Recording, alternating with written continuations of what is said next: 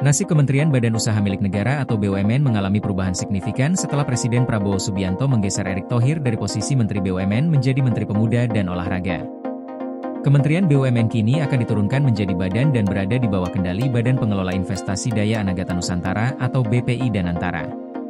Perubahan ini akan diatur melalui revisi Undang-Undang BUMN. DPR RI telah menerima surat Presiden terkait pembahasan revisi UU tersebut, yang dibacakan dalam rapat paripurna DPR RI kelima masa persidangan 1 tahun sidang 2025 hingga 2026. Ketua DPR Puan Maharani menyebutkan, revisi ini adalah perubahan keempat atas UU Nomor 19 Tahun 2003 tentang BUMN. Revisi UU BUMN juga masuk dalam Prolegnas Prioritas 2026, di mana total ada 67 rancangan undang-undang prioritas yang disepakati.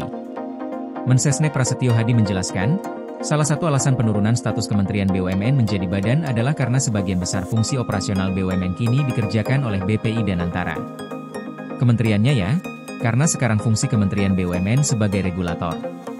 Fungsi operasionalnya sudah lebih banyak dikerjakan oleh BPI Danantara, jadi ada kemungkinan kementeriannya diturunkan statusnya menjadi badan, ujar Prasetyo di Kompleks Parlemen, Senayan, Jakarta Pusat.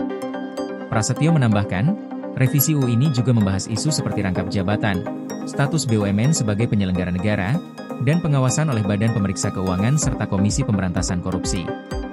Tujuannya untuk mendorong BUMN menerapkan prinsip good corporate governance dan meningkatkan kinerja. Revisi undang-undang ini ditargetkan selesai dalam waktu dekat, bahkan diharapkan rampung sebelum masa reses DPR. Sementara itu, Erick Thohir resmi dilantik menjadi Menpora pada 17 September 2025, sesuai keputusan Presiden Nomor 96P 2025. Prabowo kemudian menunjuk Doni Oskaria sebagai pelaksana tugas Menteri BUMN. Langkah ini menandai perubahan penting dalam pengelolaan BUMN, sekaligus menegaskan peran BPI Danantara sebagai pengelola utama operasional perusahaan milik negara.